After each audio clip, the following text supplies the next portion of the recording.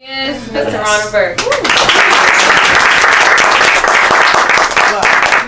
is a small space.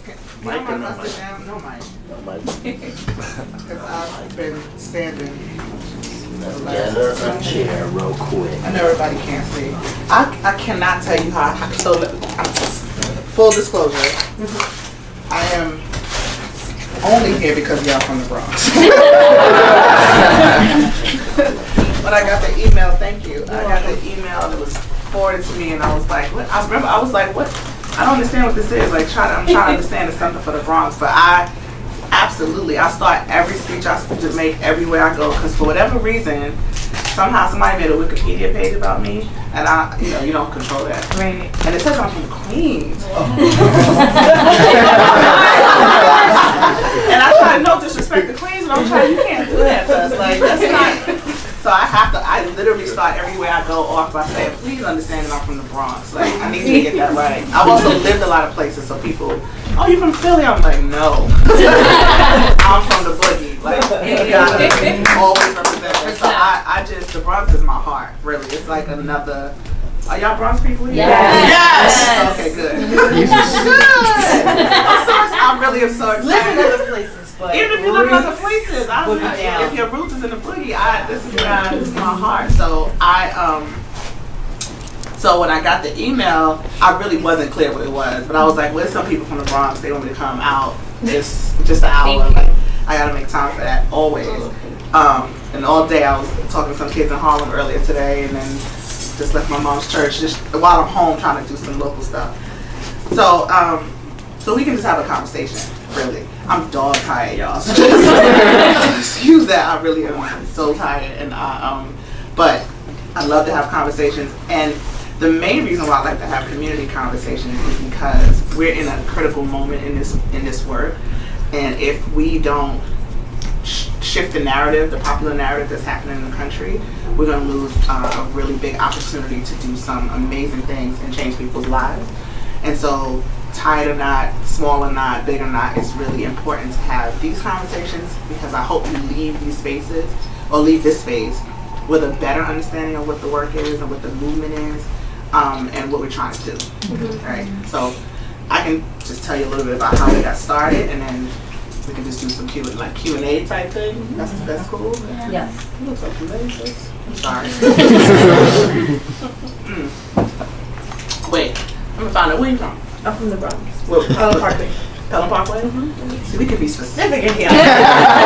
Don't you hate when you're out of the country, when you're out of the state, and people are like, I'm from New York, and you're like, oh really? Yeah, I'm from Buffalo. I'm like, I tried it. I've never been there in my entire life. It's the boroughs, and we don't even think about, like, in the city. It's all about the boroughs you're from, but when you get out the city, you're like, I just need another New Yorker. So anyway, so I actually did not start this work in New York. I started it in the South, but in a lot of ways, it started here because this is where I grew up, and the things that happened to me as a child happened here in New York.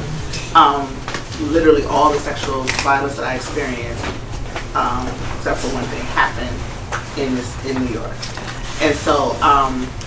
I am a social justice kid. I'm the child of my mother was Pan-Africanist, Black nationalist. I grew up in a very militant household. like we had a birthday cake on Malcolm X's birthday kind of thing. Like it was not a game. Like I remember growing up, I couldn't wear combinations of red, white, and blue. Just the truth. My mother would be like, "What are you, an American flag?" You know, it was deep.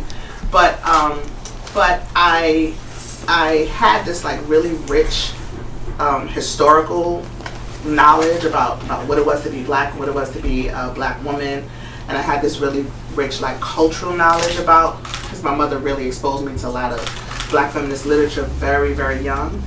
But I didn't have an idea at a really early age of how to take that and actionize it, for lack of a better word. That's a word, right? We're gonna make it a word.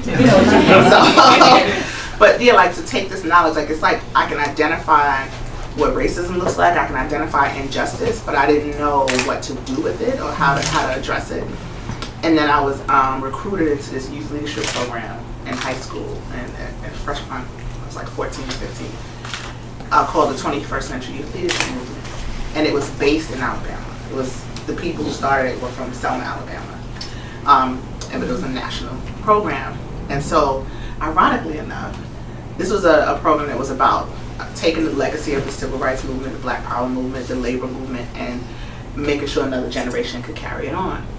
And so it was raising us to be grassroots community organizers. So ironically enough, the very first thing I organized around, the very first person I organized against was Donald Trump. 1989, it's true. In 1989, it was the Central Park jogger case in New York, which I don't have to explain. Even if you're young, people here know that case. But for me, I was like, I guess 16, I don't know the math, something like that, 16, I think, 15. And yeah, I was 15. And Donald Trump, first of all, I knew Yusef Salaam, one of the brothers who was accused. But I was in this program, and Donald Trump had taken out full-page ads in all the major newspapers, calling them animals and saying they were wilding. And so we organized young people to protest the representation of these brothers in the media. We went to like the Daily News, and we went to Trump Tower, and we just, we was trying to set it off. But the importance of that moment for me was that it solidified that I would be an organizer. Like, this was work that I wanted to do. And so I continued to do that through high school, through college, carrying the weight of the sexual violence that I had experienced.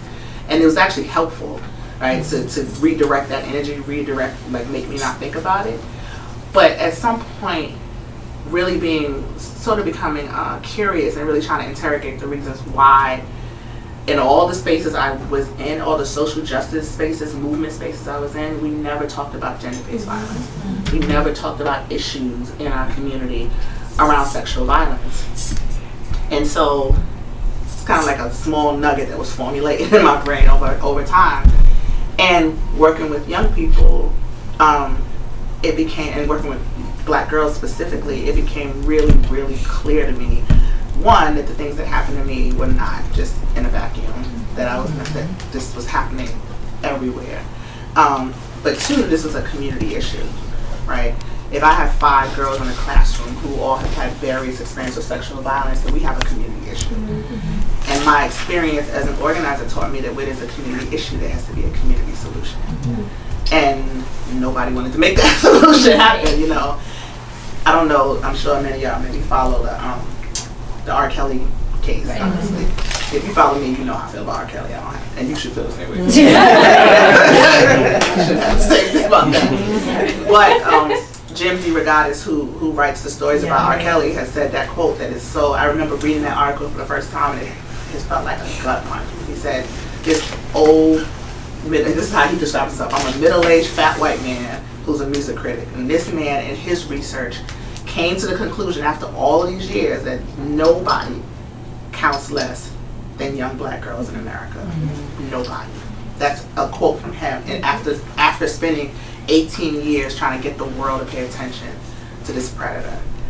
And that's what I felt, right? I'm every day in the trenches with these girls, and they are revealing their experiences with sexual violence and not even knowing that's what it is, right? Who works with young people? Anybody work with young people? So like there's there are things that they say that's so normalized, and sometimes it's so stinging to you, and you're like you shouldn't even know about that. I had 7th grade girls tell me about their 21-year-old boyfriends, and I'm like, that's not a relationship, that's a crime, and so I don't really want to regurgitate all these stories that you probably heard in the media. The media loves a damn story, so everybody talks about heaven and they make her so blah blah blah blah blah. But that's a true story about this girl. But it's not just that girl, right? That's a story that has stuck with me because I was young, and it was hard for me to grapple with the idea of not being able to help. And you work with kids, you want to help everybody, and you want to get it right every time, right? That's just not realistic. But what was real was besides heaven, there were all of these girls all the time. And I realized they were just looking for a way out, right? A pathway to healing. And so when we started doing this work around METOO, it was initially to give the girls we worked with language, give them a way to describe even what they were talking about. Like my daughter, I used to use this story as an example. Like my daughter, who's 20 now, when she was 3 or 2, she had a really bad fever once, like high fever, and I take her to the hospital. And when it was over and I got her home, and I was like, it's okay, your fever's down, you had a fever. She, okay, mommy. And then for days after that, every time something happened, she would stub her tongue, be like, Mommy, I got a fever in my foot. I got fever on my arm. But it's because she didn't have language, right? She didn't understand how to describe that pain that it was feeling. And that's how I thought about these girls. They would come and say these things. I understood the pain. I could recognize it. I understood the trauma, but they didn't know how to communicate. And so we taught them how to communicate. And then beyond communicating, can I get a tissue? I'm sorry. I'm trying to be slick here, but if a picture comes out with some boogers in my nose.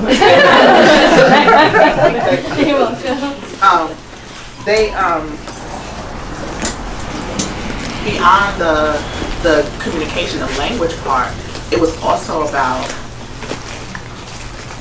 and we use celebrities to do this, but it was also about making them understand that there is a pathway to healing. Like there's a different trajectory past this trauma, right? It's not going to go away.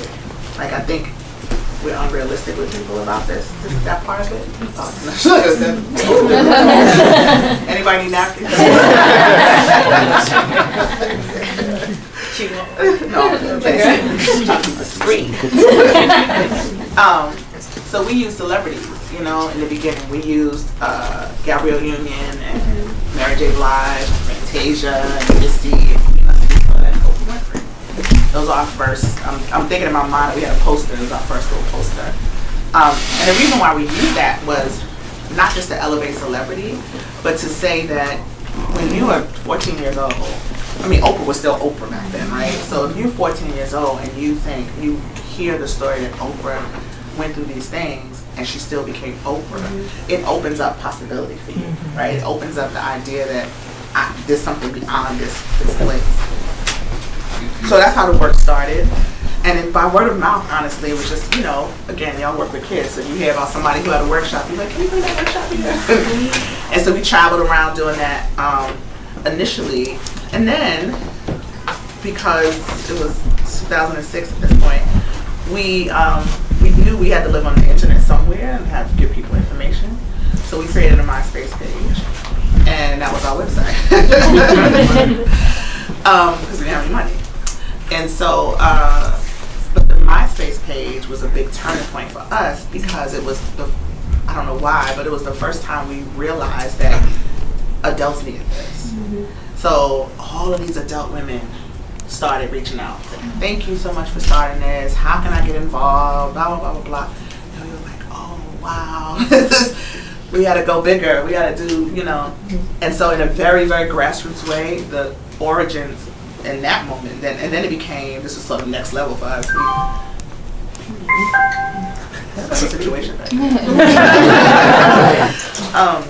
It became, we would send out information. Like we had these little glossy folders, the good kind from Staples. Little 10-pack. We had the glossy folders and made stickers and would mail out packages to people to say, with directions of like, I can remember saying, I'm a Virgo. That helps you. Anyway, right? Yes. I like things to look a certain way. So I remember cutting the papers with the paper cutter thing, so I made that tiered look, Sorry, this is random.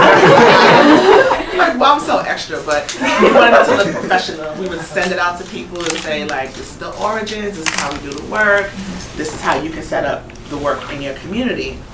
And what the work looked like was we taught people how to create healing circles. And we taught people how, and it was just organizing 101 really, but we taught people how to be active in their community. Because as we did the work for me, it always has to have an element of community action. That's just who I am and how I think about the world. And it has to have an individual healing space, right? So it still is really about helping people craft their own healing journey. What's happening now is really interesting. I just to kind of sort of wrap up the history, that's the way we worked for a long time. And as things grow, like, I don't know, people have small nonprofits, whatever, it's just out of your back pocket when you get a bonus at the end of the year. When somebody donate, I would have little fundraisers, and my friends would all, they know once a year. I also take my girls, I used to take them on a trip, like one big trip every year. So everybody knows once a year I'm coming into your pockets, right? And that's how we did it. We funded it. I got small grants, and we did that work over the years. And everywhere I worked professionally, I brought the programs with me. So I've never worked as a job full time for Just Be or METOO. It was always like, I'd always incorporate it into my job some kind of way. I remember one time where I used to work for an anti-sweatshop place, and I figured out how to do youth leadership work. We need to train these young people to not like sweatshops, but you figure it out. And over the years, it also progressed to working with practitioners. So people, the other failing that we found when we started doing the work was that the local practitioners in the community we were in had no understanding of how to reach our young people or reach anybody in our community, right? It was a rape crisis center that you had to, in order to get services, you had to call the police, make a police report, wait at the police station, and then somebody would come to the police station and who's doing that? Violence. Who's doing that? It's equivalent to state sanctioned violence, right? Because what you want me to do is put myself in more danger. I don't trust y'all, right? I mean, it's just there's so many, our community doesn't have enough trust with law enforcement to do that. And I'm in the most vulnerable period of my life. I'm going to go to the police and wait for you to. So we were like, no, we have to do this ourselves. And that's what it's been. That's what it has been over the years of people, doing workshops, going out to reach people. Oh, I was going to say, that's what started me doing the workshops with practitioners of how to bring this work into the community. So it's not enough to have an advocacy center or to have a program set up if nobody knows about it, right? And you have all of these, and I go out consistently. I go speak somewhere. I go do it before, not now, but like I would go somewhere and they'd say, can you help us? We just cannot get the black people to come in here. And I'm like, do the black people know you exist? And is anybody in here black that you work with? That whole idea of people planting themselves in the community and then deciding the community should grow around them. So teaching people that you have to get in, live in, be a part of, be invested in this community. You have to bring the resources to the people and not wait for them to come to you. That's what the work was for the last 12 years. Then on October 15th, 2017, picture it. No, I'm just kidding. No, I was, y'all wanna hear this? Yeah. Your version. Yeah. I was home in my bed in Harlem, and it was in the morning, and the first thing that happened, I can tell y'all the real story, because we all people. I mean, it's not that I don't tell the real story, I do, but I was home in bed, and my phone went off first, and I got a text from my homegirl saying, girl, you everywhere. And I'm like, I was like, what are you talking about? She was like, I keep seeing METOO everywhere. And I was like, wait, what do you mean? And so she said, you haven't been online? No. So I went on Facebook, because I'm old. So we go to Facebook, and I didn't see it. And I was like, what are you talking about? But when I went on Facebook, I had inbox messages. So another friend screenshot a status that said, if you whatever. And I was like, what the hell is this? Then the next message was like, congratulations! And I was like, oh my God, it felt like the Twilight Zone. Right? It's like, I don't know what y'all are talking about.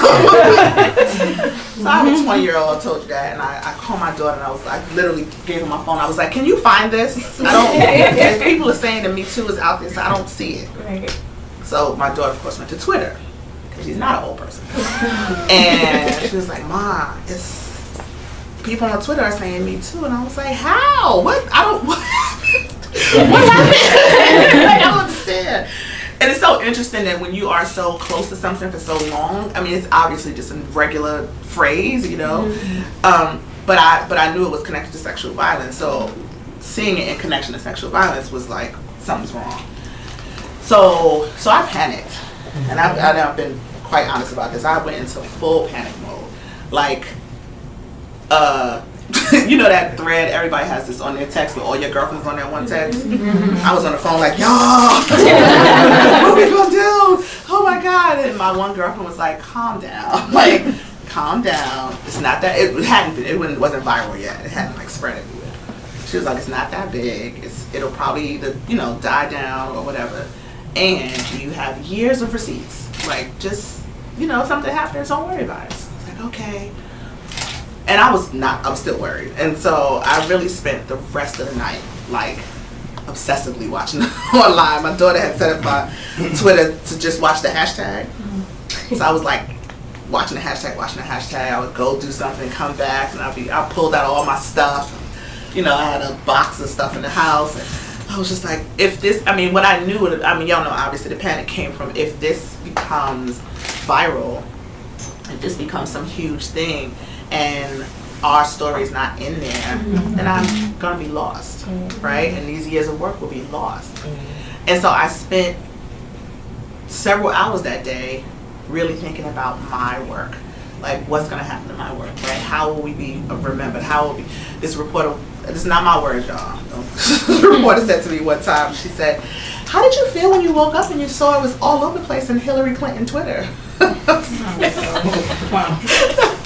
funny, right? I never heard that before. I was like, okay, yeah. But I went online and it was not in the Black community. Black people were not tweeting it. They were not engaging with it. And so I was like, oh, y'all, the white people gonna take my stuff. It's over, right? I can't reclaim it. Like, who's gonna believe this Black woman has been doing this work? And y'all have to admit, we are in a different time. Because even a year ago, I don't know that this would have happened. But anyway, that was my belief, my feeling. And then something happened about 1 or 2 o'clock in the morning. I was still in the bed obsessively watching the hashtag. And I came across this tweet of a woman who had, like, it said Me Too, but it had like her story, like a link to her story attached. And so I clicked it, for whatever reason I clicked it, and I read this woman's story, and it was so moving. And I don't know, I'm imagining she was a white woman, I don't know who she was, Black, I don't know what she was. But I read this woman's story, and it was so touching, and so, like, it just really broke my heart. And I thought to myself, this is the old church in me. I was convicted. You know, I thought to myself, I have spent the entire day trying to figure out how I was going to save my work. And my work was happening right in front of me all day. It was all over the internet. And I had to get myself together. I was like, there's something else happening here. There's something happening that's bigger than me. And there's something happening. I've spent my life doing this work, not just this work, but social justice work, movement work. And so the question became for me in this moment, am I going to be in conflict or am I going to be in service? Right? This is a moment to be in service. This is what you know, it's like rubber meets the road. This is what you said you're committed to. This is happening. It's not, I have been focused on, and I will always remain focused on the most marginalized. I'm always going to center Black and brown girls. But it doesn't mean that the work is not something that obviously that touches people across the spectrum. Because honestly, at the core, it's about survivors. But we had to reclaim that time for you, though. No, but no, since a Black woman wasn't playing now. Black woman was like, first of all, it was a Black woman. and I always give homage to sisters because I was having while it was you and about 10,000 other ones. So that's what happened. The reason why I'm glad I made that decision in that moment is because when that happened, so the next couple of days became, you know, it came this fight between like, y'all not gonna take this from her, which I deeply appreciated because otherwise people wouldn't know my name, they wouldn't know who I was. And all of the other things that came with that, right? But making that decision meant that I still have to be inserted into the conversation. So that's why the black women, the black community coming out in droves have said to this woman, this is her work. Being in service, I still couldn't have been in service if people hadn't done that. Like somebody had to know. And so it allowed me to insert myself in the conversation. And I think what people needed in the moment was, and this is not a dig to Alyssa at all, because she's been actually really dope, but people needed more than celebrity, right? They needed to be grounded in meaning and substance about what this is about. I know I'm saying these words and they feel something, but why am I feeling this? You know? And so giving people a way to process, you know, a way to contextualize this and think through it and understand it and say, oh, it's about empathy. That's what I'm feeling. It's about community. Oh, that's what I needed, you know? And obviously, you know, the rest is just history. And it's been going, we're still making history as we go along. Where we are now, though, is I think, a critical moment. I think that the conversation, so in a lot of ways, I've talked about this too, in a lot of ways, the accolades have been great, and being inserted in this conversation has been great, and you know, you can't go anywhere without people. You the Me Too lady, ain't you the Me Too lady? I did, you know, the lady in my building the other day was like, I keep saying, you live in this building? Yeah, like, I've been living here. She's like, but I be seeing you on TV. I'm like, guess what? Both of those can happen. On TV, live places. but there's that, and that's great because it gives me an elevated platform and a lot of visibility to talk about it. But there's also a way that the media will give you a thing and take away another thing, right? So they'll give you founder, because we got to put this on somebody. So look, she founded it. But listen, we're going to tell you how we're going to move forward, right? So all of the things, what you see about who the leaders of the Me Too movement are very different from who the founder of the Me Too movement is. So if we allow corporate America, because that's really what's happening. If we allow corporate America to define what this movement is, it won't serve any of us, because that's not their goal. Their goal is not to serve us. And so when people say, there's a couple of things I want to say about how we need to change the narrative. And some of this is gonna make y'all feel like it, but just listen. We need to stop saying that white women in Hollywood are taking the Me Too movement, because that's not true. These white women are survivors. These are women who stood up and said, this thing happened to me. They stood up and told their truth. They didn't ask for anything. They didn't ask for Harvey Weinstein to be taken down. They didn't ask for whatever all this fallout has happened. That's been a corporate response to this. And they're also not standing up, except a few of them. One or two, but they're also not standing up and saying, I am the Me Too movement. I represent the Me Too movement. I'm the leader of the Me Too movement. People are giving them that title. And the reason why we have to be careful about that is because we continuously find ways to make women scapegoats, right? So now all of a sudden it's their fault. These are still survivors. And this is the same corporate America who has classified what they went through as sexual harassment, right? They have couched, I mean, I don't want to be, y'all all grown. No, it is a spectrum. That's not what I'm saying. What I'm saying is Asia Argento and Annabella Sciorra and Rose McGowan were raped. And nobody wants to say that. So that whole Harvey Weinstein thing they've made it grow into sexual harassment in the workplace.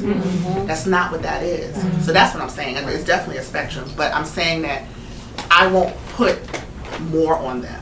Whatever they're going through personally, you know, it's a business. But in terms of this whole narrative of like, the white women are stealing it in Hollywood, they're not. Corporate America, I just want to put the pin where it belongs, right? Corporate America's doing that. Corporate America said Harvey Weinstein can't have his job. Corporate America said Kevin Spacey, you can't be in this movie. The women just stood up and said this, or the people, the women and men and whoever else stood up and said this thing happened to me. All the fallout and response is not the movement, it's not the survivors, it's corporate. So I really feel like it still seems like a nuanced thing, but it's important for us to get right. Because it's right. It's just the right thing to do. The second thing, obviously, is that this is not a movement about taking down powerful men. It's not even a woman's movement, right? It's a movement for survivors. And so this whole idea of like, you know, who's the Me Too movement going to take down next? Who's got a target on their back? That is a distraction. All of these other conversations that are not about survivors, that are not about resources, that are not about community action, are distractions. So think of it this way. In the first, I think, 48 hours, I might be making this up, but it's something like this. In the first 48 hours of METOO going viral, something like 15 million people engaged with the hashtag, right, across the world. If we had an outbreak where 15 million people across the world got some infectious disease over in 2 days, what would we be talking about? We'd be talking about a cure. We'd be talking about how do we save these people's lives. We will be saying, how did we get here? We need to research where it came from. But we wouldn't be like, how do we date now when everybody has this disease? What do we do now? Can we touch each other? We wouldn't be saying that, right? We will be talking about how do we help these people. And I need people to get that part of it and shift the conversation away from the perpetrators and the this and the that to the millions of people around the world who are saying, not just me too, but help me. What now? You've opened me up. Give me resources. And so we have resources. I have a vision for a way forward, but I'm not allowed. Nobody can stop me from doing it. But I'm just saying, what they want to hear is, what is your response to this? And what do you think about that? And I'm like, forget about that. I want to talk about the people who are emailing me every day, the people who are like, I want to bring this to my community, the people who are like, I'm ready to do this work. That's where the focus has to be. And it can't be just me. That's why I have these conversations so folks like y'all can go out and be like, listen, I don't want to hear that. When you hear people talking about the nonsense about Me Too, say that's not what this is about. And it's also not about just leaning into or living in your trauma, right? We're all about that. We love it. We love trauma porn. I have been offered 1,000 different opportunities we want to write a Me Too book, and we're going to collect Me Too stories, and we want to have a play or a this, where the women come and just, no. It's hard for survivors sometimes because we want resources so badly. A lot of people get sucked into that. So I have a lot of people who are like, oh yeah, I went and I'm doing this thing, I'm taking part in that, and then don't wonder why they don't feel better after. Because yes, it's important and cathartic and a part of the process to tell your story. It is not healing to continue to tell your story over and over and over again. People don't need the details. They don't. That's what Me Too is for. When I say that to you, I'm building community. Two, it's an acknowledgement, not that we went through the same thing. Your details and my details are different, but what those things did to us, that trauma that's left over, that's what's familiar. That's why we recognize each other when we see each other, right? You may not know how to call it, but when survivors see each other, when we spend time around each other, we can recognize each other. It's a thing that you get. You see certain behavior and you're like, I know what that is. And so the work that we do is about helping people build community because we need that kind of community. When I'm in a room like this and I say to people like, I have a terrible memory. I have a terrible memory. But I have a terrible memory because I've spent 30 years trying to not remember things. I've spent a good part of my life trying to block certain things out, compartmentalize so that I only focus here, I only focus there. And as a result, my memory is shot. People get that who've been through it, right? And so we need to create community spaces where we can just be that. Not to come and tell your story every week, but to come and just be like, well, tomorrow, like, and that be normal. Or my anxiety is not something that makes you, people make jokes about stuff like that. Or her, she's always on edge. No, I have an issue, right? So the part about creating community is that you heal around people who you can build community with, who you get genuine compassion from, genuine empathy from. It sounds hokey to people, but it works. That's the bottom line, it works. Listen, I'm Bronx born and raised, tough as they come, all the rest of that, and I'm still out here talking about joy. People like, what? I'm like, I'll fuck you up.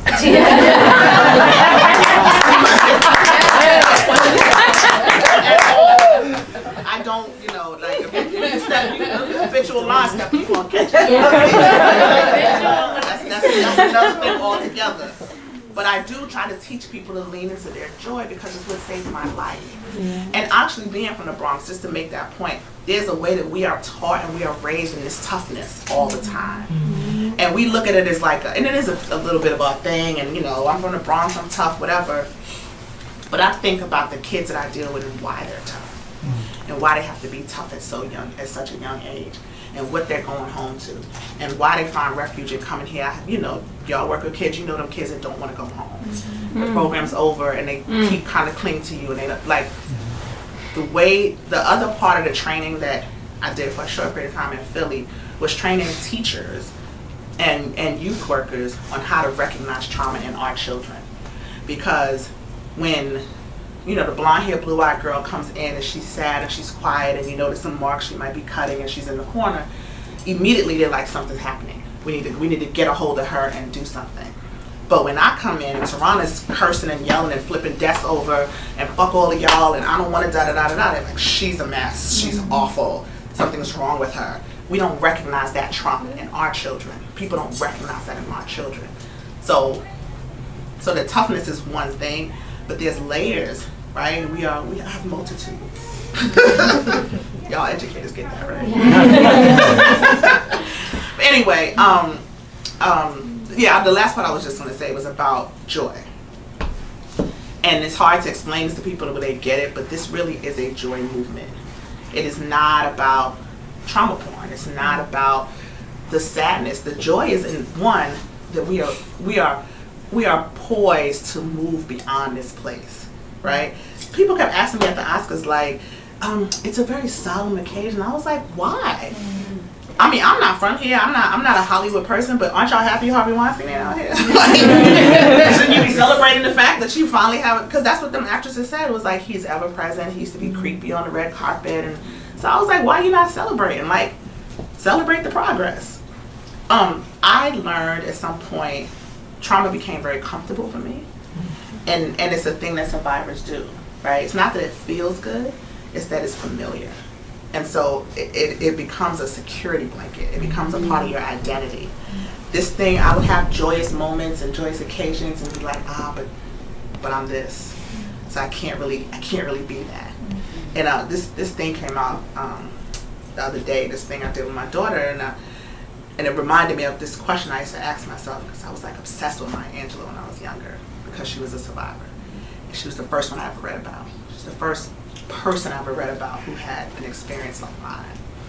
And I remember really trying to understand the first time I heard her voice, because we only read her, and I heard her in high school reading Phenomenal Woman. Right. Oh, exactly. I heard her reading it, and I remember thinking, because I used to overthink everything, I believed her, right? I believed her words. Follow me. I know this may sound, this is like stream of consciousness a little bit, but I believe that she meant the things that she was saying. And I felt betrayed a little bit. This sounds weird because I thought it's just me and her. This is a person who knows me, who gets me, who's been through what I've been through, who knows this trauma, who carries it in the pit of her stomach like I do. Where did she get this from? Where did she get this from? I had read Phenomenal Woman, but like I had been faking it all this time. So I'm like, that's just some shit she's saying. Like that's not a real thing. You can't possibly think that you're a phenomenal woman because we're not built like that. Mm-hmm. We're other kind of people. And so I remember I'm feeling emotional.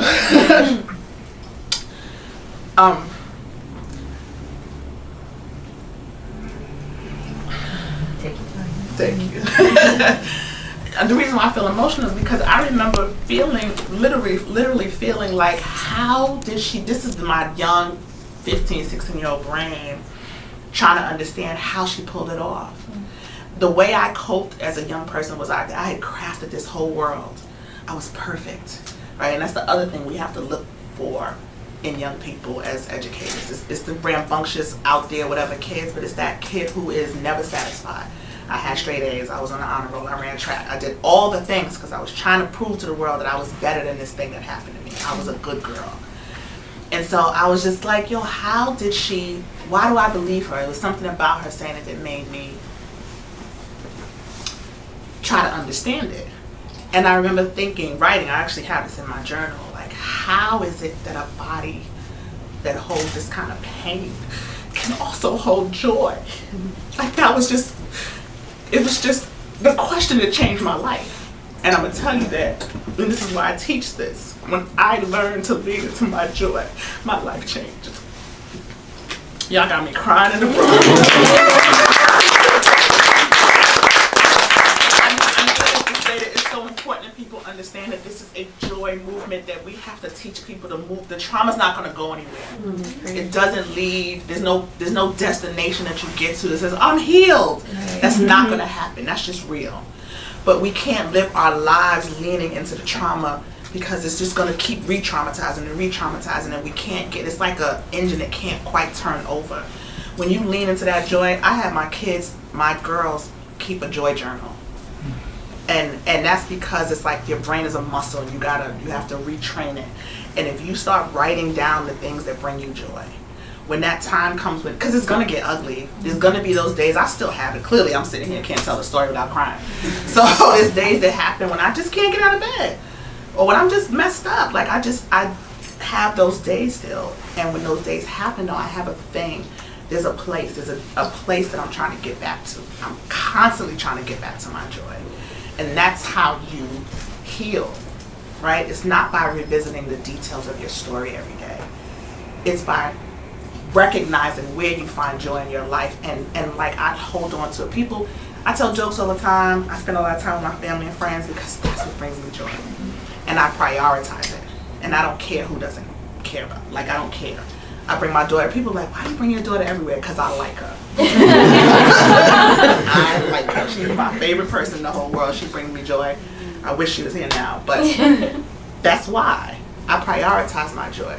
And I wish that we could talk about this work differently. We can't even get to that place. And people are not even ready to hear about joy movements. Like, they're not. We can't. But I promise you, if y'all will just help me change this narrative. Help me talk about this differently. Help me get people to see this as a different thing. We will get to that place. It's gonna take a minute. It's gonna be out of the news. Y'all know that. People ain't gonna talk about METOO in 6 months probably, or there'll be a retrospective. What's going on now? A year later, blah blah blah. Forget about that. Forget about all of that. If people keep saying, well, what will you do a year from now if nobody's talking about METOO? This is what. If 15 million people engage with that hashtag, 15 million new people who were not acknowledging themselves as survivors, who were not working in sexual violence, who were not at all a part of this, if 15 million people did that, if 1% of those people a year from now are still doing the work to end sexual violence, are still crafting their own personal healing journey, it's a victory. That's a victory. It doesn't. I'm not validated by CNN and MSNBC. I don't need it to be on the mainstream news. I need these people, these faces that I'm looking into here. I need these kids that y'all go home to. I need people in my community to be different, to feel different, to live different.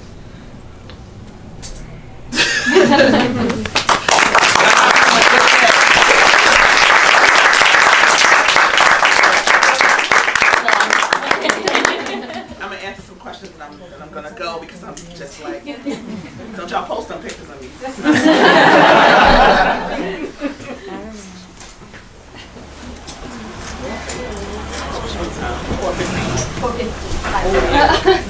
So we got a little bit of time.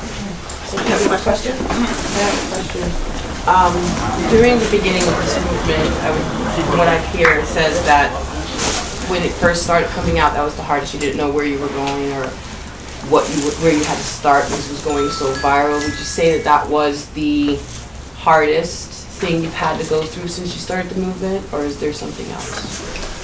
No, that actually wasn't the hardest. The hardest thing was being in a community of men living in the South who didn't believe this was social justice work, and having to work alongside of them and say and pull away from them. People who I worked side by side with and done massive organizing with and just thought of as my brothers, even some sisters actually.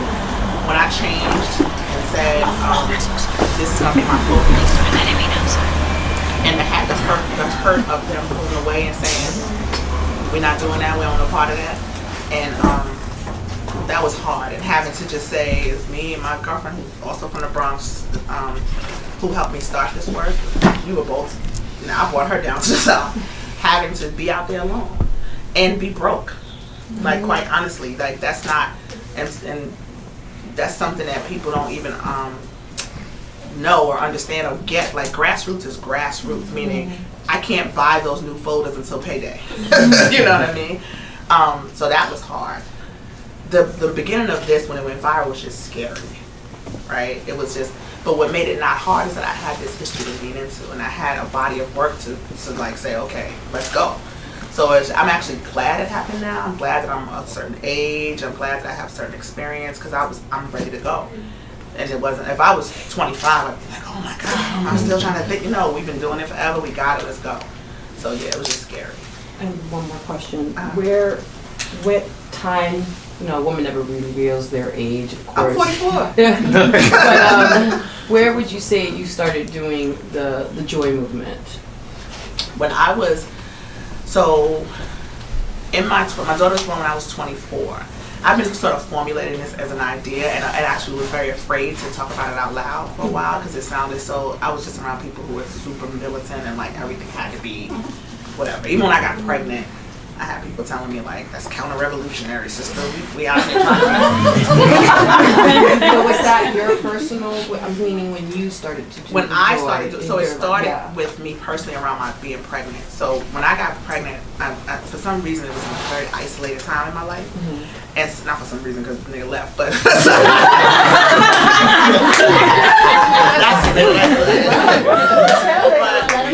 just saying. But I was physically alone a lot, and so when I knew I was having a girl, I became obsessive about not wanting to pass on the feelings of trauma to her, and so and I wish my daughter was here because I always say I overdid it. Happy-go-lucky, we call her Sprite. She's just happy-go-lucky. I'm like, oh my goodness, I just went too far. But that's when it started. That's when I started journaling about it. I started. And when people ask me, oh, you've done such a great job with your daughter, and my answer to that is always, it was just about intentionality. I was extremely intentional about how I talked to her, what I exposed her to, how, all kind of things like that. But the leaning into joy part started with my pregnancy because I was just like, I have to change. I have to do something different because she's gonna get all of this junk and I just can't have that. And she still got some, and she, we work through it, but yeah. Thank you. Yeah. So I want to say thanks so much because as an educator from the Bronx, I work with youth, and I have a job right now where I work with the elite. So I work in these private independent schools, and for a living I teach gender bias and consent work. Oh wow. And it's real hard. As I have young white privileged boys like looking at me in my face every day, telling me like I hear everything, like every like horrible like idea around like why sexual violence happens. And I think the hardest part of the work for me is seeing those young black and brown girls in those spaces that really don't see themselves seen other places. And for me, part of what keeps me doing that work is because I know that I'm part of the only representation that they're gonna see doing this work. And I guess for me, I know like you talked about how hard it was for you when people were looking at you and telling you to your face like this is not an issue.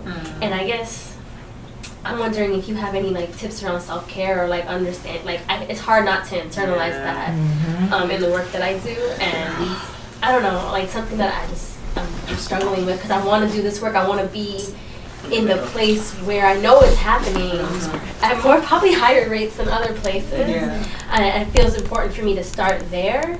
But it's a struggle, I guess, as an educator in that space. I did really poorly around this early on. I had children living with me. I was taking folks' children home. It was just terrible. It was terrible until I couldn't, right? And I think that we have to, self-care is sort of a buzzword now. Everybody's like, I don't know, do yoga and light candles. Right. But I really think self-care starts with boundaries, right? And like, forget about what you're doing in your own time. I don't care. Do what you want to do, but the boundaries. And again, that's the beauty of being over 40. I just don't have space for it anymore. And I think the earlier we get that, the better we are. Like hard boundaries, and that made me with young people too. Yeah. Right. And a lot of times we think boundaries in adults, but you can't take in. We don't have as human beings the capacity to hold everybody's stuff. Empathy, yes. Container, no. You can't be a repository for other folks' stuff. And so that's why it's great to have these that's why we're trying to build so fast and give people resources, because you need a place to send them or to a thing to give them. So it's not all you trying to run into hurry up to try to craft that thing for them. So I know it doesn't really exist in this moment, but we're coming with some of those resources. But in the meantime, as hard as it is, you gotta hard out for these individuals. Because they're young and they just want. And we only have so much. Get a team. You know, get some people with you. Thanks. Yes, sis. Hello. Hello. I feel like I have a million things that I want to say, but I'm going to try to really I don't believe you. encapsulate. Go ahead. So my name is Desi, and I'm just going to first say thank you so much for just sharing this space, and it's raw every time you have to do this, I know. And so I thank you for this work. And I'm a health and lifestyle journalist, and I just started a PhD program in health education and behavior studies. Thank you. And so my work is the intersections of pop culture and public health. And so I'm really looking at how the popular space absorbs all of this and how it can be, media just impacts all of us, and we can say, oh, I don't watch television, and I'm like, yeah, but you live in the world, and you're affected, you know. And so, one of the things that I feel that we're having a challenge with is, and I guess it's maybe a little bit of what you're saying, just this push to have this dismissal of like how big or how important this issue of gender violence really is. And so even, and I'm going to speak gendered right now, even with brothers that I talk to, they're like, oh, well, men get harassed and men get, and I'm like, I don't think anybody is denying that anybody can be vulnerable to violence or assault or rape.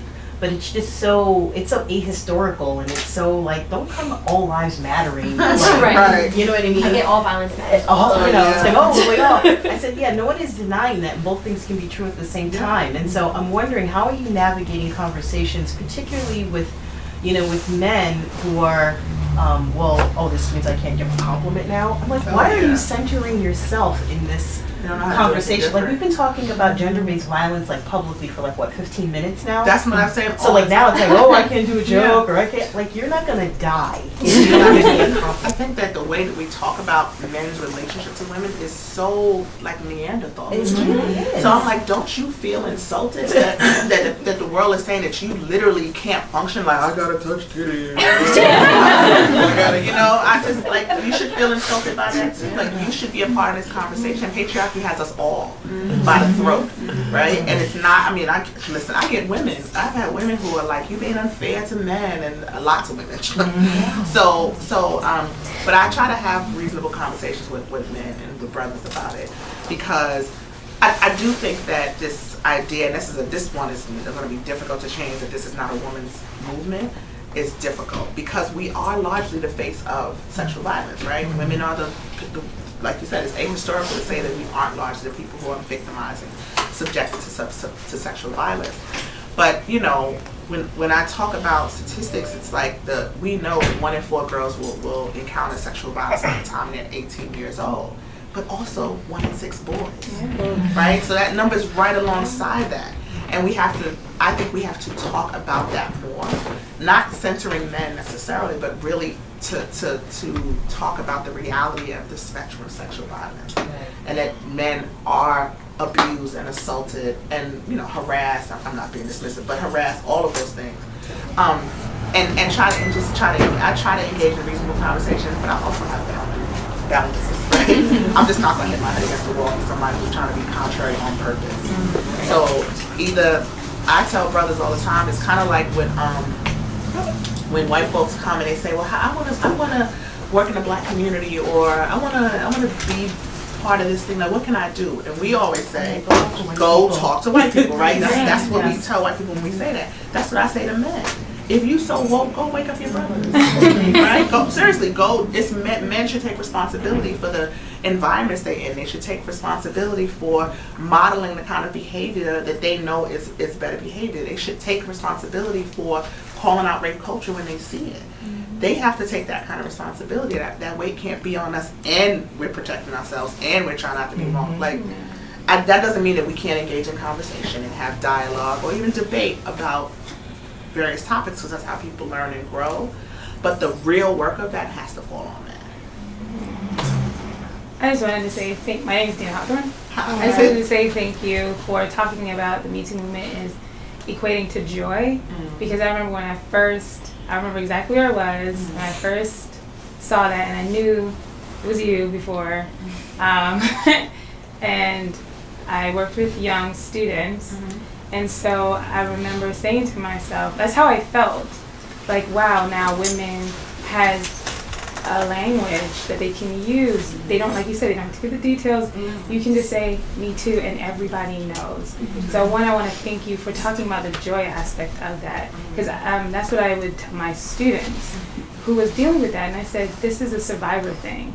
You know, it's not, I don't want you guys to think of it like, oh my goodness, I don't want to put a hashtag next to me and then people are going to start looking at me. I said, no, you should smile, because it represents the community that's survived, that's come through. And also I'm glad you touched on the men part too, because they're young boys that I also work with, and I can't even tell you how shocked I've been when they're talking, and they're talking about things they've experienced, and you just take a step back and you're like, what? You know, it's a lot more often than you actually think. So I even told some of the young guys and men that I know, like, I would have to literally tell them, like, you know, you've been abused, and that's a crime, and that happened to your body. And like, now I'm a dude. I'm like, no, it's a crime. Like, I want you to understand that that's a crime, you know, and that you've overcome it. So you're also part of that Me Too movement. So I really just wanted to thank you for talking about that and touching on that. Thank you. I'll take like a couple of minutes. Well, first, my name is Raven. I'm from the Bronx, born and raised, lived in Soundview, went to Morris High School. So very Bronx. So I definitely just want to say thank you, because I think a lot of times when you're online, you see organizations or just movements around things that are important to you, you never feel as connected with the founder. So this talk here, just being in this space, I just thank you for your time. And the second thing, for those of us who are part of organizations and groups that, you know, have a budget to have you come speak, what's the best way to kind of reach out to you to have you speak? I'll hit you with my email right after. Yeah, I was like, Okay, well, it's Me Too Movement, MVMT. The movement is MVMT@gmail.com. okay, yeah. So, everybody. Yes. Hi.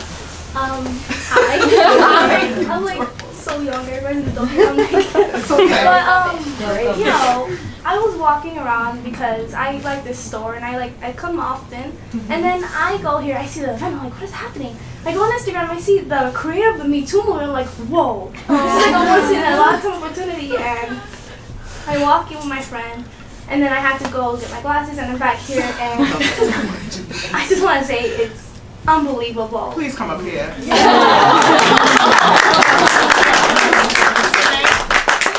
Samantha, can I give you a hug? What grade are you in? 8th grade.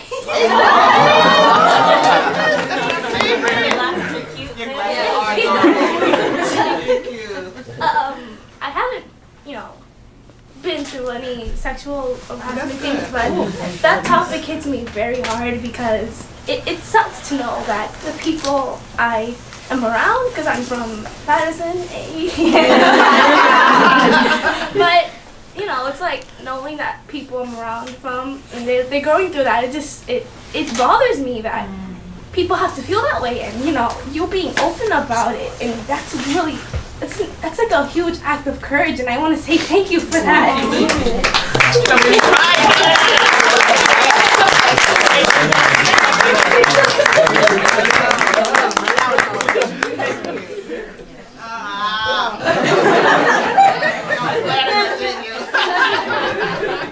I swear I'm everyone needs to. Is anybody else? You know the question? Yeah. Before you go. All right. Well, let me tell you. I'm supposed to be somewhere at 5:30. So do I guess you gotta wrap it up. We got like 4 minutes. We can do a bunch of quick pictures. I want to buy some stuff too. Yeah. Thank you so much. Thank